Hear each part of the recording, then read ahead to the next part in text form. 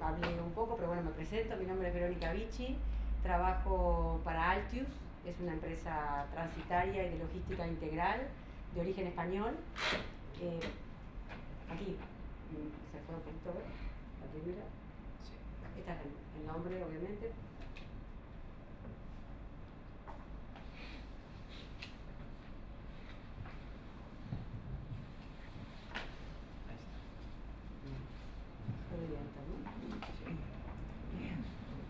Es una empresa, exacto, transitaria, 100% española, con una experiencia de más de 100 años en lo que refiere a aduana, que fueron sus inicios. La empresa pertenece al grupo Davila, estamos aquí cerquita en el muelle de reparaciones de Bouzas. Tenemos muchísima experiencia en aduanas, que fue donde iniciamos, y después con el desarrollo del comercio mundial hemos ido desarrollando diferentes departamentos, como es el caso de Altius, que surge a raíz de una necesidad de los clientes de contar con asesoramiento logístico y ayuda para todas las operativas que pudiesen surgir en el mundo globalizado del comercio exterior. Tenemos oficinas propias en toda España, abarcamos todo el mercado español, y en América Latina tenemos oficinas, bueno, aquí lo dice extranjero, Estados Unidos, desde Miami, Perú, México, Bolivia, Argentina y Chile. Tenemos oficinas propias nuestras, Altius, y luego el personal especializado que comenta aquí es bastante interesante y es donde entro yo en juego. La empresa tiene una estructura quizás tradicional en lo que refiere a gerentes comerciales y vendedores, pero luego ha decidido dar un servicio diferente a los clientes y decir, bueno, ¿dónde los clientes necesitan asesoramiento? Necesitan, por ejemplo, al momento de exportar o al momento de importar desde Perú, desde Uruguay, desde Brasil, tener personas idóneas en esa área. Y es ahí que aparecen personas en zonas geográficas especializadas como es Uruguay, Brasil, Marruecos, México y Cuba. En el caso mío, yo soy licenciada en Relaciones Internacionales y tengo un máster en Marketing Internacional y todo eso en Uruguay. En realidad me formé en Uruguay, nací en Uruguay, me formé en Uruguay, trabajé siempre para el área de comercio exterior desde los 19 años y sobre todo enfocado al transporte. La vida me fue llevando la experiencia primero en zona franca, luego en freight forwarder, luego en agencias marítimas y me fui especializando en lo que es comercio exterior, pero enfocado al transporte. Decido, bueno, por diferencias, estábamos hablando hace un ratito con los colegas de Uruguay, el país es pequeño, lo que hablábamos hace unos instantes, el país es pequeño y las oportunidades laborales muchas veces son pocas para la cantidad de población con alto nivel de capacitación. O sea, si tú tienes una población que está sumamente capacitada, que es bastante normal que tengas hijos y todos tus hijos terminen en la universidad, vas a aspirar a cargos que quizás el país ya no tiene, porque no le da abasto. Entonces, bueno, a mí me pasó algo similar. Yo trabajaba en una empresa árabe, quizás la conocen, WASC, que se asoció con Hapag-Lloyd, y bueno, en un momento determinado ellos deciden fusionarse, la empresa no existe más en Latinoamérica y pasa a funcionar todo a través de Hapag-Lloyd. Entonces mis opciones eran Chile o España. Aquí estoy, en España. Y bueno, llego a Altius de la mano de esta idea que tiene Altius de nos gustaría tener un uruguayo que esté sentado aquí para ayudar a las empresas a desarrollar negocios. La idea de Altius, obviamente como cualquier empresa, es vender servicios. Eso está clarísimo.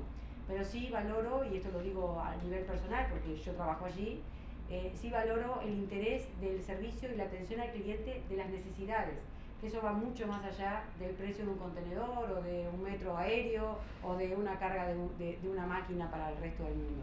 Eso quiere decir que nosotros como empleados, o yo en mi caso, por ejemplo, trabajando para Uruguay, muchas veces asesoro clientes o les cuento cosas y les digo, bueno, te conviene ir por acá, te conviene, muchas veces sin lograr a veces cerrar un negocio de un contenedor, porque en realidad no tiene nada que ver. Pero sí es verdad que la empresa está dedicada 100% a la atención al cliente y a todo lo que pueda surgir en las necesidades. Ellos vieron esta necesidad de decir, bueno, Uruguay es un país pequeño, pero con una... Y ahora viene, bueno, aquí les cuento un poco de las oportunidades de negocio que tiene Altius, son las básicas, pero son bastante grandes porque abarcan toda España y toda América Latina. Forwarding, aduanas y Project Cargo, todo lo que es forwarding se refiere a lo que es contenedores. Ustedes deténganme, yo creo que les repito lo que ya saben, porque nadie de aquí no sabe bien lo que es un forwarder, pero si no, me paran que lo cuento. Después aduanas, como les comentaba, tenemos más de 100 años de experiencia en eso y fueron los orígenes del Grupo Dávila. Y el Project Cargo se ha desarrollado muchísimo en América Latina. De hecho, en la actualidad estamos participando en el desarrollo de el primer ferrocarril que va a existir en Uruguay, que son esas paradojas. El país tiene un PIB alto, el país es un país rico, el país tiene un nivel de conceptos de igualdad muy altos, y sin embargo no teníamos un ferrocarril. A ver, había. ¿Cómo? A ver, había. Bueno, había, pero quiero decir, ya no funcionaba hacía muchísimos años. Aquí tengo un colega uruguayo, o sea que él me va a poder ayudar con datos. Pero es verdad, había, pero durante muchísimos años no funcionó. Y Uruguay, que parece increíble explicado aquí en Galicia, es un país plano. Plano. Creo que, no sé, lo más alto que está debe ser. Aquí es lo que para allí es una montaña, que es un lomo de burro. O sea, es muy pequeño, es muy bajo todo lo que puede haber. Entonces parecía increíble que todos los transportes no tuviéramos un tren. O sea, parecía increíble. En realidad el ferrocarril surge en Uruguay hace, creo yo, unos 2 años aproximadamente, de la mano de UPM, que es una empresa finlandesa, que ya instaló su primera planta de celulosa en Uruguay y ahora va a instalar su segunda planta. UPM, una de las condiciones que le propuso al gobierno uruguayo fue, bueno, si me voy a instalar necesito trasladar la mercadería, no puedo estar llevando los rolos de madera en camiones o de la manera que lo veníamos llevando, no solamente porque es ineficiente, sino porque además era muy caro. Muy caro, el transporte interno terrestre es muy caro. Y bueno, las infraestructuras la verdad que son bastante pobres, están mejorándose. Obviamente el país, como todos los países, avanza, no se ha estancado, sino que va avanzando, pero la verdad que la infraestructura de carreteras es bastante lejana a lo que conocemos en Europa, para que tengan una idea. Entonces, bueno, la parte de proyectos, les comentaba eso del ferrocarril porque es un caso interesante. Altius tiene mucha experiencia en toda América Latina, en lo que son instalaciones de cementeras, puertos, terminales portuarias, bueno, ferrocarriles. Entonces, eso también es un área diferente a la que quizás los que estamos aquí manejamos, que son mercaderías. Es otro tipo de carga. Las industrias donde actuamos, bueno, nada que no sepan, lo que ya hablaron y le venimos hablando, manejamos cualquier tipo de productos. En general tenemos especialistas también, no solamente en países, sino también en lo que es farmacéutica, una persona dedicada solamente para la parte refrigerada, una persona dedicada a la fruta, una persona dedicada al pescado, alguien dedicado a los tanques, que también es un transporte bastante especial y particular. Por ejemplo, tenemos una persona exclusivamente para el traslado de animales vivos, que parece increíble, o por lo menos a mí también me sorprendió bastante cuando llegué aquí, pero bueno, es muchísimo el traslado que hay de caballos árabes, de pingüinos, de diferentes tipos de negocio. Y bueno, ¿por qué Uruguay? Un poco lo que les comentaba en la historia de Altius. Altius es una empresa innovadora, bastante open mind, como digo yo, que está como abierta a negocios y abierta a hacer cosas nuevas. Y nace también de la visión de que la relación comercial entre Galicia y Montevideo con el pescado es histórica.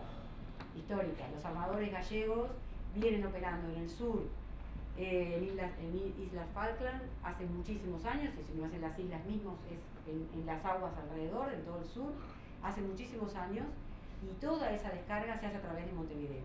¿Por qué? Bueno, porque la ubicación geográfica de Uruguay es una ubicación privilegiada. Y ahí viene un poco la historia que hoy contaban en ópera, que si miramos el mapa de América Latina es bastante peculiar. Como está conformado, Uruguay es como un tapón. Está puesto entre Argentina y Brasil como un tapón. Y de hecho se formó así. La historia de Uruguay es una historia que viene desde el año 1800, se conformó como país en 1830, o sea que es un país bastante joven.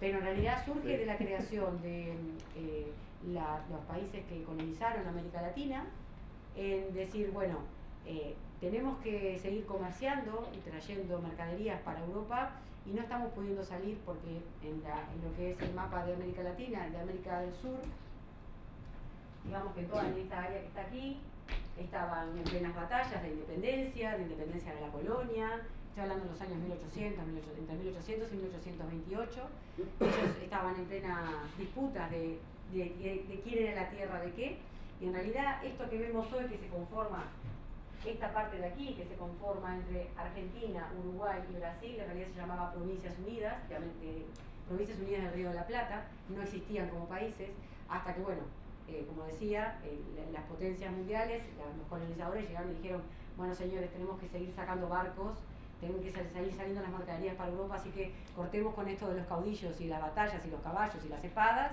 y vamos a conciliar. Y ahí apareció Inglaterra con un señor llamado Lord Ponsonby que vino a negociar con Uruguay, con las provincias del Río de la Plata y dijo, bueno, ¿qué les parece si hacemos división de territorios y hacemos países? Y ahí aparece Argentina, Brasil, obviamente que ahí estaban las dos potencias que negociaban, eran el Reino de España y Portugal. Y vamos a dejar este que está aquí en el medio, que es el de la disputa, y se va a llamar Uruguay.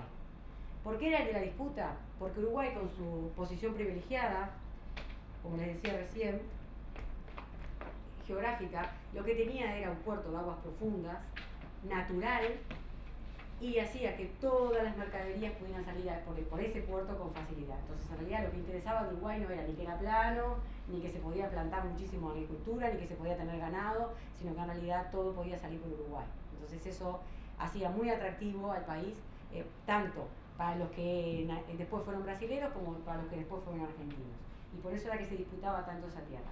La cuestión es que quedó conformado un país en 1830 como un tapón, entre medio de dos potencias, y que eso no ha cambiado hasta el día de hoy. Uruguay sigue dependiendo de Argentina y de Brasil en su totalidad, en muchísimos aspectos, a veces más, a veces menos, como hablábamos hoy, dejó de depender un poco de Argentina, no tanto por voluntad propia, sino porque el gobierno de Kirchner dijo, se acabó esta relación, se pelearon, discutieron, se miraron mal, esto no me gustó. Hay mucho ego, muchos egos dentro de las presidencias de los países de América Latina del Sur, sobre todo los que conforman el Mercosur, y sobre todo porque estamos hablando de que Brasil es prácticamente un continente en sí mismo y no va a permitir nunca que Argentina tome el liderazgo. Entonces eso ha hecho que el Mercosur, que se debería haber conformado o que debería estar avanzado hace muchísimos años, desde el año 97 que se comenzó, no ha sido posible. ¿Por qué? Bueno, porque la misma zona exporta e importa los mismos productos, entonces en realidad hay muchos intereses económicos que no permiten que, bueno, que uno sea, que en realidad nos unamos para exportar como lo hizo la Unión Europea quizás, y que limemos las diferencias, sino que en realidad cada uno sigue funcionando independiente. Lo de la Unión Europea es muy importante, se logró firmar ese acuerdo, pero todos en América Latina tenemos la sensación de que, bueno, vamos a ver, la sensación es, me gustaría verlo, a ver si pasa. ¿Por qué? Porque la Unión Europea ha limitado durante muchísimos años, sobre todo, muchísimos productos, pero sobre todo frutos y lácteos, tanto la entrada de América Latina de esos productos en protección de sus propios productos, obviamente. Entonces ahora, ¿qué es lo que está, digamos, apelando Mercosur? Está diciendo, yo quiero entrar con esos productos porque yo también te exporto esos productos y quiero tener facilidades, exoneraciones arancelarias y demás. Todo esto, digo, vamos a ver, porque en general la experiencia indica, y no soy pesimista para nada, todo lo contrario, la experiencia indica que cada vez que se ha firmado un acuerdo, ha quedado firmado, lo cual no ha sido a veces muy productivo. Lamentablemente se han firmado acuerdos de mucha índole y muchas veces Brasil luego después termina negociando con Estados Unidos, por afuera de la sede de Mercosur, Argentina también hace lo suyo, Uruguay hace lo suyo, no voy a quitarle, el pequeño también hace lo suyo, anda por ahí diciendo, bueno, al fin y al cabo, si nadie me va a liderar, yo salgo por mi cuenta, y en eso hemos sido un país bastante aventurero. Entonces, bueno, lo de la Unión Europea yo creo que es algo muy positivo y ojalá se avance, que creo que se necesita avanzar y hay mucho para hacer, de ambas partes. Aquí un poco lo que ya venían hablando, es un poco repetitivo, las importaciones desde España y por qué Altos eligió Uruguay, es básicamente primero por la relación con el pescado, porque como les decía la historia de Uruguay hace que el puerto tenga un lugar cónclave en América Latina, pero a su vez tiene esa característica que yo comentaba hoy y que es un puerto libre. Eso permite muchísimas facilidades, así como Zona Franca permite funcionar de muchas maneras y acrecentando el valor de muchos productos o incluso ahorrándose dinero las empresas, el hecho de que Montevideo sea un puerto libre hace toda la diferencia. Un barco pesquero viene cargado a descargar a Montevideo y en el propio muelle descarga la mercadería ya procesada y la coloca dentro de contenedores que van directamente para Europa. No entran nunca a territorio uruguayo. Quiere decir que no pagan impuestos, quiere decir que no tienen por qué hacer el ingreso de mercadería. Eso no lo pueden hacer en ningún otro puerto, ni de Argentina ni de Brasil. En Argentina directamente no pueden entrar por las restricciones que hay con las Islas Malvinas y el conflicto con Inglaterra. Pero más allá de eso, aunque pudiesen entrar, no se puede hacer, porque no es un puerto libre. Deberían ingresar 900 toneladas de pescado como pescado al país para luego reexportarlas a los distintos destinos que quisieran.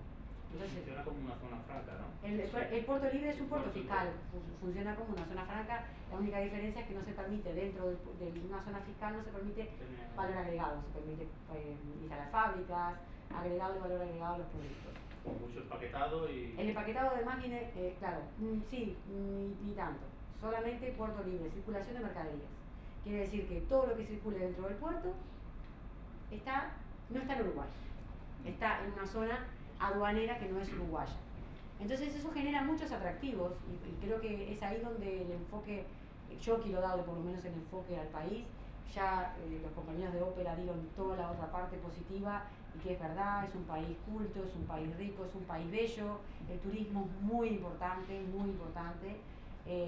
pero bueno, dependemos muchísimo de Argentina, el turismo depende muchísimo de Argentina y el hecho de que Argentina estornuda, Uruguay tiene una gripe seguro, o sea, es así, la relación comercial entre Brasil, Argentina y Uruguay es esa, o sea, si anda algún virus por ahí, nos enfermamos todos, eso está confirmado. Entonces, el hecho de que Uruguay tenga ese puerto libre genera muchas rispideces, envidias y bueno, problemas comerciales con el resto de los países, pero es verdad que es una diferencia competitiva del país y del puerto. ¿Por qué esto es tan importante para España? Bueno, todos los armadores gallegos que operan en el sur o que operen en otras aguas, pero digo el sur porque es el puerto más cercano que tienen, es Montevideo, pueden operar en Montevideo con estas condiciones, lo cual facilita muchísimo la operativa. Luego, acá yo comentaba un poco, además a pesar del tamaño del país, un poco lo de la creatividad, y es verdad, es un país bastante creativo. Aquí el uruguayo me dirá si no, somos bastante creativos a la hora de, bueno, nos dan una idea y enseguida, bueno, buscamos más cosas, a ver qué más podemos hacer y qué más se puede traer. Somos buscavidas, como lo llamamos allí, y eso hace que sea interesante a la hora de querer hacer negocios, porque no son personas quietas. El uruguayo no va a ser una persona que ustedes van a tener que empujar para venderle, no van a tener que decirle, por favor cotizame, por favor contestame, por favor, no, al revés.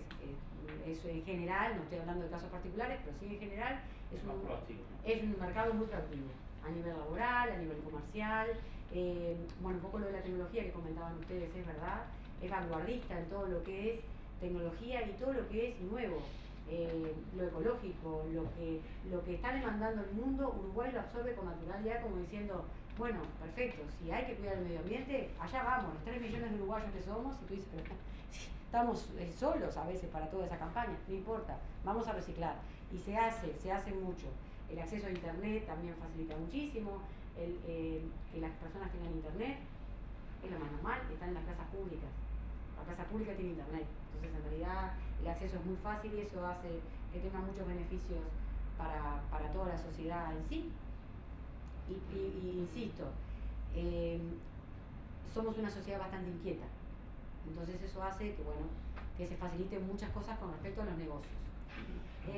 Los beneficios fiscales para la generación de empresas extranjeras, yo sé, y ustedes lo comentaban, que no hay diferencias para empresas extranjeras, o sea, no se benefician las empresas nacionales en contra del extranjero que llega, eso es verdad y es muy positivo, estamos muy abiertos, es un país abierto a las empresas del exterior y además bien vistos, o sea, hay sí, como en todos los países, un grupo social que pueda decir no, fuera los extranjeros o no queremos la dominación del Fondo Monetario Internacional. Las protestas existen, los sindicatos son muy fuertes y ahora hablamos un poco de las empresas y los sindicatos, pero quiero decir, en general la sociedad es una sociedad que acepta muy bien la importación, acepta muy bien lo importado y a su vez le acepta un valor agregado al importado. Eso es bueno. Ahora hablábamos de granito y a mí me ha pasado, y hablo a nivel personal, ni siquiera de negocios, de ir a comprar un porcelanato para poner en una cocina y que bueno, la venta sea, bueno, tenemos todos estos productos aquí, nacionales, este viene de Brasil, este viene, bueno, pero si quieres tenemos estos españoles, claro. Entonces, ese tipo de venta hace que la sociedad en sí acepta muy bien el producto importado y sobre todo de España. Los materiales de construcción españoles son una de las principales importaciones, además de los autos y las autopartes, bueno, los grupos electrógenos, pero los materiales de construcción y los autos y autopartes yo diría que son los productos más importantes de importación. Y los productos más importantes de exportación son la carne, sin duda y por lejos es el primer producto de exportación más importante, a pesar de que es interesante, yo como uruguaya cuando llegué aquí pensaba que la mejor carne del mundo era uruguaya, obviamente, porque el entrecot de mi país es riquísimo, pero en realidad cuando llegué y conocí la carne gallega, dejé de hablar, no dije más nada de Uruguay y se acabó porque en realidad la carne de España es muy buena. O sea, nada, una cosa no quitaba la otra, pero bueno, es verdad que la marca país se vende muy bien en el exterior, en las ferias más importantes. Uruguay tiene un stand, de parte del gobierno se hacen muchos incentivos para que los exportadores salgan. A veces, lamentablemente, el lobby o bueno, las influencias terminan en que quizás siempre viajan los mismos, o cuesta que se diversifique las empresas que van a salir de la mano del gobierno, pero bueno, la realidad es que para ser un país tan chico, tener un stand en la Seafood de Bruselas, y tener un stand en la CIAL, y tener un stand en la Feria de Frutas, a ver, es importante, parece que no, hay muchísimos países pequeños y sin embargo Uruguay está ahí, se lo ve, sale con sus lácteos, sale con la carne, y bueno, es bastante peculiar, pero bueno, muy interesante, y vuelvo a decir, yo creo que es muy atractivo para cualquier persona que quiera exportar para allí. Importar también, pero bueno, ya como yo les decía, la parte de importaciones, de parte de España, lo que es importaciones de Uruguay, son más que nada materia prima, o sea, carne, lácteos, que es verdad que hemos empezado a recibir inclusive lácteos de Galicia, como ustedes comentaban, me sorprendió que tuviesen el dato porque es bastante reciente, no hace tanto que se reciben lácteos de Europa y eso sí es bastante particular porque claro, la leche es uruguaya, en realidad las vacas son uruguayas, la leche también, pero bueno, claro, es que es como un poco raro, ¿no? Pensar que a mí me parecería raro ir al supermercado, ya me parecía un poco raro hace mucho tiempo, teníamos una invasión en el supermercado de productos argentinos lácteos, que también son muy buenos. ¿Hay producción de concentrado? Leche concentrada, porque puntualmente sí. Era concentrada lo que se exporta allí, no es leche fresca. Sí, no, lo que se exporta muchísimo es leche en polvo y leche UHT, que es la leche, la envasada, la de larga vida. Sí, básicamente es eso. Pero sí, pero bueno, increíblemente la principal industria láctea también tiene como todas las industrias tiene sus particularidades, ¿no? La principal industria láctea es Conaprole, que engloba a otras industrias pequeñas para exportar y bueno, es muy grande, pero bueno, no ha dejado de estar ajena a la competencia argentina, que es muy fuerte, muy fuerte, muy fuerte.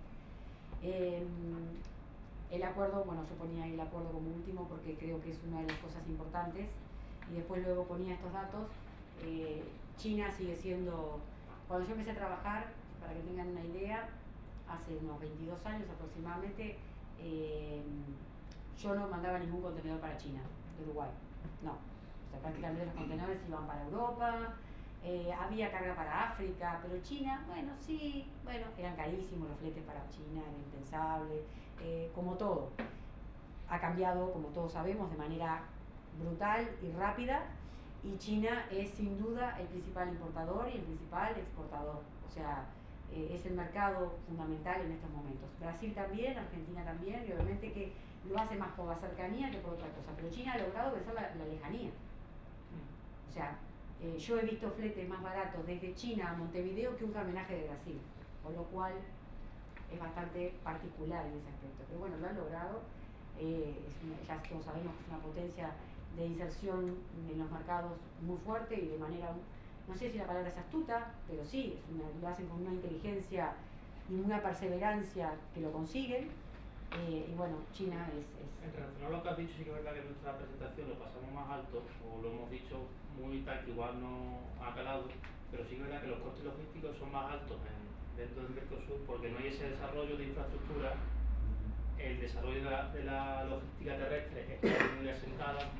Hay un sindicato muy potente dentro de los camioneros que han subido mucho los sueldos y demás, que es relativamente casi que más costoso, vos decías, mover un camión dentro del Mercosur hasta casi que enviarlo desde España o desde otro sitio. De hecho, las líneas marítimas, en general, cuando van a Sudamérica, los barcos de Maersk, de MSC, de Hapag-Lloyd, cuando van a Sudamérica, obviamente tocan el área de lo que es el River Plate, que le llaman, y tocan varios puertos de Brasil, pasan por Montevideo y después Buenos Aires, o al revés, primero por Buenos Aires, por Uruguay y luego por Brasil. Y han desarrollado, dos de ellas principalmente, una línea que haga, digamos, un servicio dentro de ese mismo circuito, un servicio que incluya Brasil. ¿Por qué? Porque los camionajes son tan altos que en realidad ellos pasaban igual por la puerta de Brasil. O sea, que paso te dejo el contenedor, porque en definitiva no pierdo logística, no soy ineficiente, sigo operando con el mismo buque y aprovecho un nicho de mercado que está siendo muy caro. Y es una realidad. Con respecto a lo que es la instalación, y hablábamos un poquito creo contigo, Sebastián, de lo que era la instalación de empresas en Uruguay.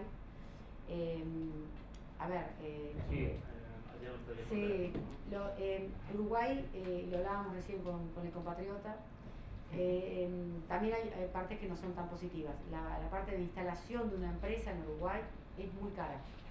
Es muy cara. Si bien no hay diferencias, si bien se pueden conseguir promociones, yo veo más las posibilidades o los negocios o las oportunidades los veo más de la mano de una zona franca, que me parece un negocio brillante del cual Uruguay se ha apoyado para hacerse ver en el mundo, siendo un país chico, vuelvo a lo mismo, o sea, sin tener nada, dijo, bueno, perfecto, yo tengo Puerto Libre, tengo zona franca, yo puedo ser un centro de distribución mundial sin problema ninguno. ¿Por qué? Volvemos a lo mismo del inicio. La ubicación estratégica que tiene Uruguay le permite mandar camiones, aviones y barcos a cualquier parte. Yo tengo un cliente, por ejemplo, que está abriendo un centro de distribución en Uruguay dentro de una zona franca, y en realidad su idea como europeo, como español, era, como él estaba exportando a Chile, era decir, bueno, y si envío 2 contenedores a Chile y luego los distribuyo por el resto de América Latina, quizás me simplifica porque me ahorro costos, tengo la mercadería más cerca, no tengo 45 días de tránsito. Cuando hablamos de esto y me planteó el negocio, yo le dije, no te lo recomiendo. O sea, hacer un centro de distribución en Chile para el resto de América del Sur, o sea, Chile del lado del Pacífico, y que tú mandes un camión para Bolivia, olvídate. Que mandes un camión para Argentina, bueno, la cordillera hace una diferencia muy grande, y las opciones logísticas que hay en Chile no solamente son pocas, sino que son carísimas. Carísimas. Justamente por las diferencias naturales, ¿no? Lógicas. Los camiones que van a Chile atraviesan dificultades y problemas totalmente distintos a los que atraviesan los que van a Río Grande del Sur. Entonces, Uruguay en ese aspecto encontró una beta, y yo lo veo como algo realmente a destacar. Las zonas francas en Uruguay son muy importantes y son un centro de distribución muy bueno. Todas están cerca del aeropuerto, todas están cerca del puerto, todas tienen facilidades de agentes de cargas, despachantes y demás, además de los beneficios de impuestos que reciben las empresas por tener la mercadería allí, y que pueden operar como empresa española, con su nombre de empresa española, sentados, supongamos Coren, sentado en zona franca Uruguay, puede exportar con el nombre Coren para cualquier parte. Si surge una exportación para Argelia, bueno, pero es que tengo un stock en Uruguay, no lo tengo en España, no hay ningún problema, los fletes de Uruguay son competitivos. Entonces eso hace que también sea muy atractivo, porque la verdad que la oferta de fletes es muy amplia, simplemente por la ubicación geográfica y el interés, exacto, es estratégico. Después, bueno, un poco lo que muestran las estadísticas, que no es nada, esto es de una fuente que ustedes, si quieren estar interesados, Uruguay 21, esta es la fuente, es muy interesante, porque este es un... Es como el ICEX, ¿no? Es como el ICEX, exactamente igual, exactamente igual. Lo que hace es eso, la promoción de empresas en el exterior, sale a las ferias, lleva a empresas exportadoras, tiene análisis, informes, ayuda. Yo misma, estando aquí, les escribí diciéndole, hola, soy uruguaya, me vine a España, estoy armando este proyecto de hacer nexos entre uruguayos y latinoamericanos con España, y me ayudaron, son muy abiertos, tienen muchísima información, y bueno, nada, estos datos son simplemente lo que ya venimos viendo, no hay mucho más nuevo. Me gustaría saber en realidad si alguien ya está exportando o importando a Uruguay, de los que están aquí, o si tienen intereses hacia Uruguay. Yo tengo un terreno a la venta en Uruguay. Está un poco a la baja la venta de inmuebles porque... Ya que estás hablando tanto de Uruguay, No, yo les cuento, también hay... ¿Y dónde lo tienen? Ahí está, ¿dónde? Creo que está entre Uruguay y Argentina. Ya vamos mal, ¿eh? Creo que está en Uruguay y Argentina. Un inversor español Ah. hizo una compra y ahora comentaba que tenía a la venta. De hecho, montado una fábrica allí. Y ahora O sea que debe estar en la frontera, me imagino, sí. ahí, en algún departamento. En algún departamento limítrofe. No sé, Sí. no sé el nombre concretamente, pero vamos, vosotros podéis también negociar ese tema. Contactos tenemos, yo por lo pronto tengo contactos por todo el Uruguay. Si usted necesita una inmobiliaria, ningún problema, le vamos a buscar una inmobiliaria, sin problema, sin problema. No, por eso digo que de eso se trata. Sí, claro que sí, claro que sí. Uruguay estáis siempre Sí, abiertos, no lo aprovechan. sí, ningún problema, ningún problema. De hecho, una cosa que no comenté, Argentina cambió de gobierno a fin de año y Uruguay cambia de gobierno ahora. Después de 15 años de un gobierno, llamémosle, de izquierda socialista, yo lo comparo con el PSOE. Capaz que me equivoco, pero en realidad es una mezcla, ¿no? Porque La gente de clase media muy contenta no estaba. No, nadie de Uruguay me puede escuchar en este momento.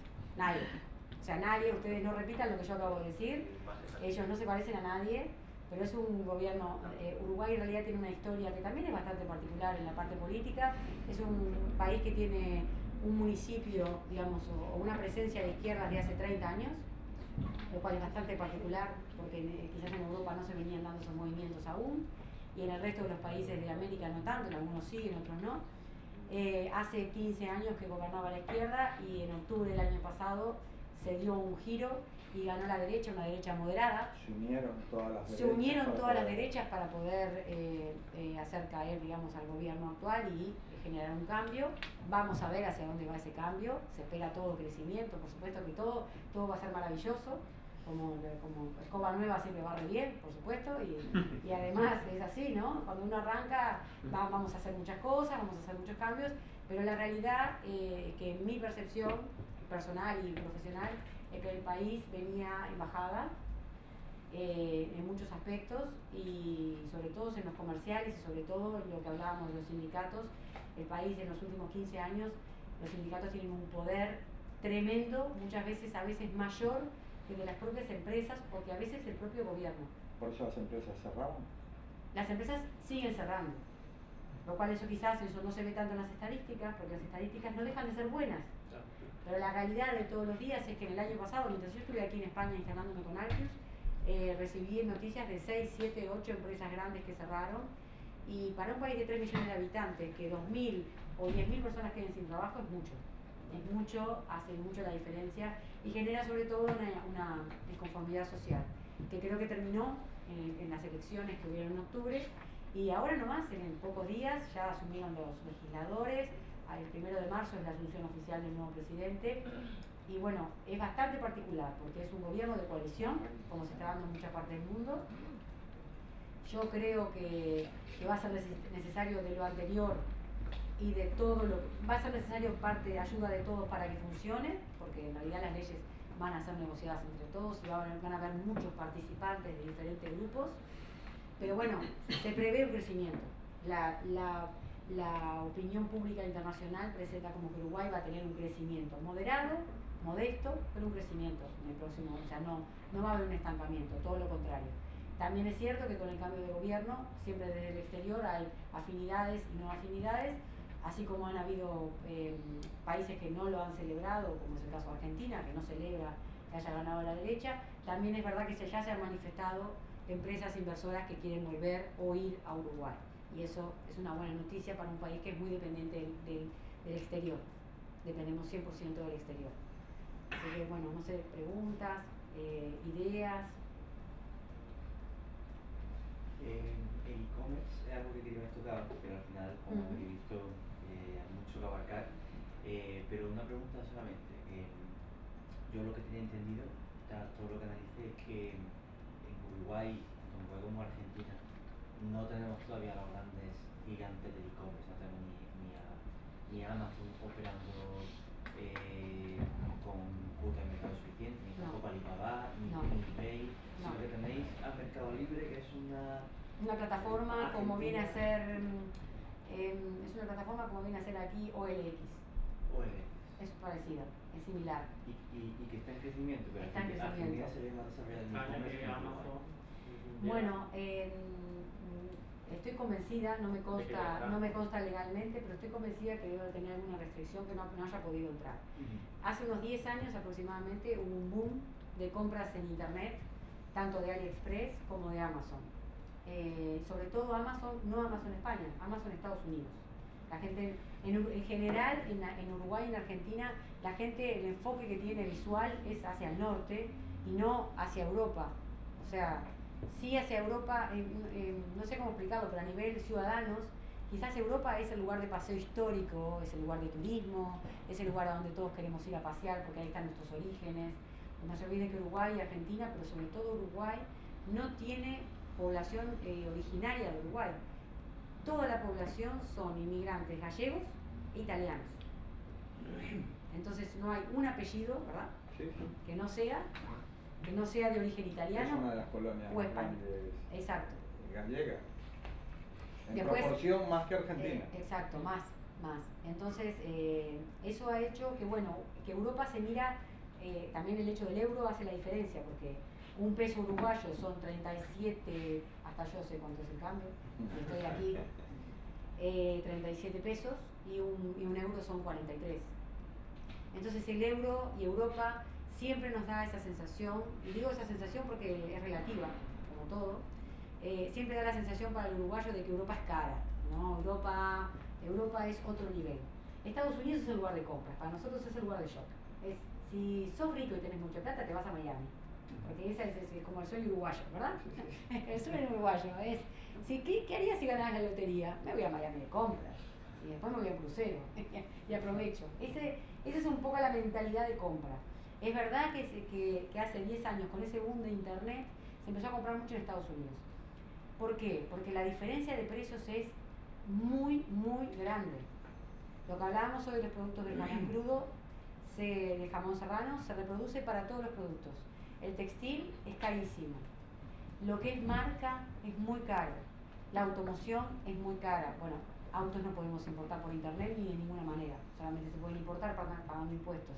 Pero todo lo que es chico, o sea, todo lo que es menor, hasta que tuvimos la restricción de que solamente podíamos venir con una valija gratis y las otras había que pagarlas, los uruguayos llegábamos con 3 valijas de Estados Unidos porque podíamos comprar con un salario, podíamos comprar lo que comprábamos quizás en todo un año en Uruguay, lo comprábamos con un salario solo en Miami. Entonces aquello era mucha la diferencia. Después también tenemos la diferencia de comprar en Argentina y en Brasil, que eso también depende de cómo esté el tipo de cambio. Vamos a una frontera o a otra, vacacionamos en una frontera u otra. Eso también nos hace un poco así como versátiles e innovadores, ¿no? Pero el e-commerce es algo que yo creo que Amazon no ha entrado todavía porque tiene alguna restricción legal. No lo sé, pero me imagino. Ahora, Amazon llega. ¿Qué hicimos los uruguayos que somos creativos? Y enviar. Compramos por internet y enviamos. Pero ¿qué pasó? Al principio, hace 10 años más o menos, en 2010 más o menos, comprabas por AliExpress y primero comprabas por Amazon y lo traías por correo común y no pasaba nada. Llegaba a la puerta de tu casa, que yo era asombroso. Estábamos todos asombrosos, especialmente los que trabajábamos en comercio exterior, que estábamos viendo qué estaba pasando con esto de que la mercadería llegaba a la puerta de casa pagando una módica suma de un correo. Obviamente la aduana, que ya hablamos de ella, dijo, pero paren las rotativas. Yo voy a seguir trayendo cosas de Amazon, pero el resto de la sociedad, a ver, vamos a empezar a fiscalizar. Se acabó. Ya no llegaba más nada a la puerta de nadie de Amazon.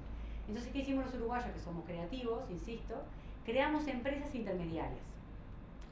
Creamos empresas en Miami, por ejemplo yo, decido que abro una empresa que es una especie de forwarding sentado en Miami, que me funciona de depósito. Recibe mis compras, o sea, yo hago las compras, en vez de comprar por Amazon, yo hago la compra por Amazon, lleno el carrito y el carrito se lo mando a Verónica. Y yo se lo mando a mi depósito en Miami mi depósito en Miami lo gestiona y lo exporta a Uruguay, y por una módica suma de un freight forwarder yo te traigo la mercadería de Amazon. Eso funciona hasta ahora. Hay 2 o 3 empresas que funcionan muy bien y la gente sigue comprando, sobre todo, por ejemplo, ropa de bebé, sobre todo productos de marcas caras, como puede ser, digo ropa de bebé porque se ve muchísimo lo que son los biberones Avent, todos esos productos electrónicos. Después están, por supuesto, las restricciones. No podemos importar ni relojes, ni gafas de marca.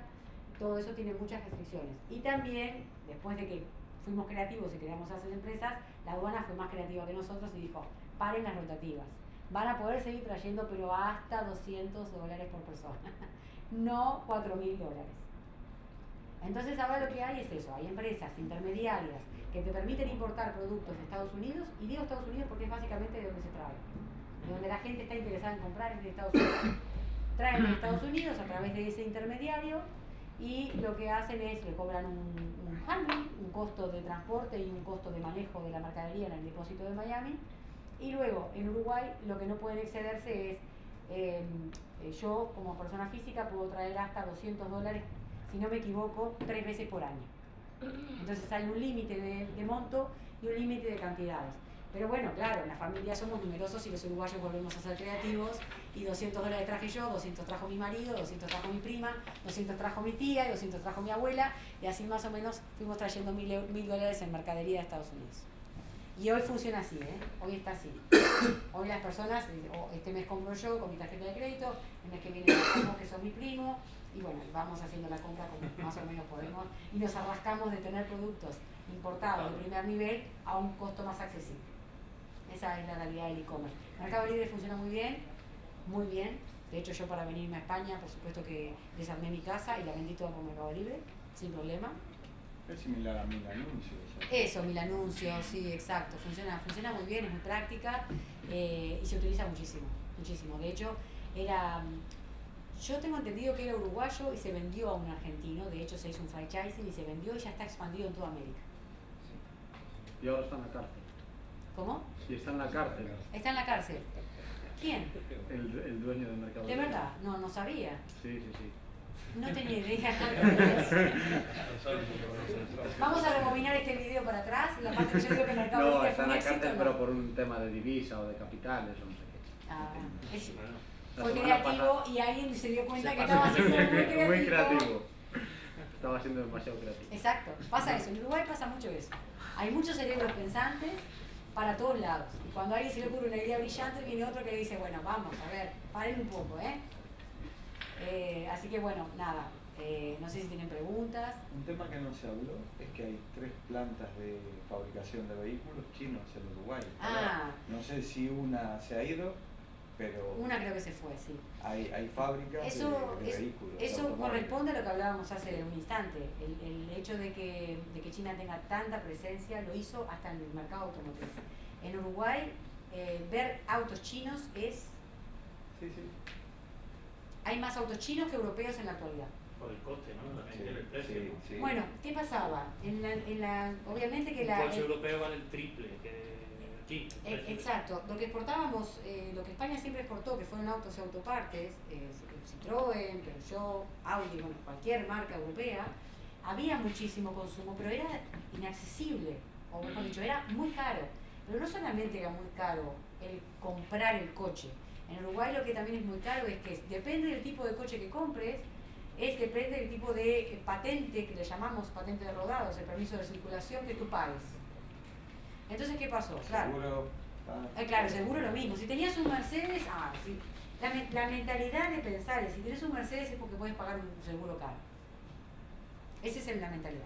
Y te vendían el seguro caro. Claro, no tenías opción además. Además, ¿quién manda sin seguro? Además, el seguro obligatorio, en una época no lo era. Entonces los chinos encontraron otra vez un nicho de mercado donde entrar e instalarse. Instalaron primero trajeron autos, contenedores, autos andando, quiero decir armados totalmente, y luego instalaron fábricas. Y está lleno de coches chinos, lleno, muchísimo, llama la atención. Y no es que sean excesivos, bueno, como todas las políticas chinas, porque yo creo que se repite un poco el patrón, Ellos primero ingresaron productos baratos, un cucú, le llamamos, un coche barato, chiquito, utilitario en el sentido de para 2 personas o una familia tipo. Las familias tipos uruguayas no son numerosas, entonces un coche chiquito era algo práctico. En las distancias en Montevideo, que no lo dijimos, pero lo hablamos en el corte, en Montevideo, hoy hablábamos de la superficie, todo el país, casi el 60% de la población está en la capital. Entonces las distancias que se manejan, es todo, se podría andar caminando. Los españoles perfectamente recorrerían en Montevideo caminando, sin problema, porque estamos acostumbrados a caminar mucho más que allí y porque las distancias son muy cortas. Entonces el auto pequeño y con poca potencia funcionaba muy bien. Y por $10.000 tenías un auto. Lo cual en Uruguay $10.000 un auto era un regalo. Era un regalo, porque el auto más barato, 0 kilómetros, no te bajaba de unos 20, no sé, no tengo mucha noción. No, y el mercado de segunda mano estaba por las nubes. Exacto. Independientemente de que no se pueden importar vehículos de segunda mano, pero el coche europeo de segunda mano con 20 años lo comprabas en $8.000 y se vendía en 7.800 después de 10 años. No, 4 no años. perdía valor. No perdía valor, no perdía valor. Entonces, de hecho, me pasó a mí misma, con un Citroën, no sé, una más. Y también igual existe en el mercado ese conocimiento de que cuando es chino y cuando es europeo. Pero ¿qué hicieron los chinos? Que también son muy creativos. Primero entraron con ese coche fácil, rápido, pequeño, de coste barato y atractivo y bonito, y después fueron trayendo su alta gama, obviamente. Y ya los precios cambiaron y ya fueron entrando a nichos de mercado diferentes. O sea, primero entraron al nicho de mercado que era el más necesitado, el que andaba en una motito, porque no podía comprar un auto porque era muy caro, y dijo, dejo la moto, tengo auto. Por $10.000 y en cuotas, tengo auto. Entonces, eso fue un boom muy grande en el mercado automotriz, muy grande. A China le ha funcionado muy bien así, incluso aquí con el mercado de los móviles, Igual. por el bajo El gama, barato y y- ya hay teléfonos chinos cada vez más. Exacto, exacto. Más Y potentes. ya todos tenemos en nuestra cabeza de que en China hay dos gamas, la baja y la alta. No es aquel concepto de que, no, si es China es malo, es de China, no, que no va a funcionar. Ya, no, ese concepto no Ya fue. no es fábrica de amigos. Ya No. puede ser la fábrica. Sí, eso también lo digo yo a veces cuando me dicen, ay, pero compraste eso, los chinos y demás. Digo, es que vino en el mismo contenedor, lo que pasa es que se separaron. O sea, uno fue para una empresa y otro fue para otra. Y pasa mucho eso, ¿no? Pasa mucho. Pero bueno, creo que si el mercado automotriz es un detalle. De todos modos, Y el, no mega- dejó. y el megapuerto de 15 kilómetros para la flota china que faena. Yo no quería entrar en esa parte, no quería No, entrar en ahora esa parte está estancado, política. pero bueno, hay Está estancado, proyectos- pero es verdad que el gobierno firmó un acuerdo antes de dejar el gobierno que estaba hasta el año pasado. Un año antes de dejar el gobierno, el presidente firmó un decreto presidencial donde se dio un terreno portuario. En Uruguay el puerto tiene 2 terminales solamente, las cuales por supuesto, al ser casi monopólicas, se han estado en riñas y disputas siempre, ¿no? Y siempre es Coca-Cola, Pepsi, toda la vida. Y el hecho de que claro, no se amplíe el puerto, no se abran sesiones, no se pongan licitaciones para ampliar el puerto, ha generado muchas rispideces y mucho lobby político. Y de la noche a la mañana, y no apareció en muchas noticias, increíblemente en Uruguay no apareció en ningún diario, en ningún noticiero, sino que apareció en el Faro de Vigo. Increíble, y ahí vuelvo a lo de la importancia entre Galicia y Uruguay. Apareció en el Faro de Vigo que el presidente Tabaré Vázquez había firmado un decreto presidencial, o sea, de salida directa, con China para darle y concederle un terreno del puerto. No lo comenté porque cuando salga a la luz creo que va a ser un problema. Pero bueno, el futuro dirá. Nada. Gracias.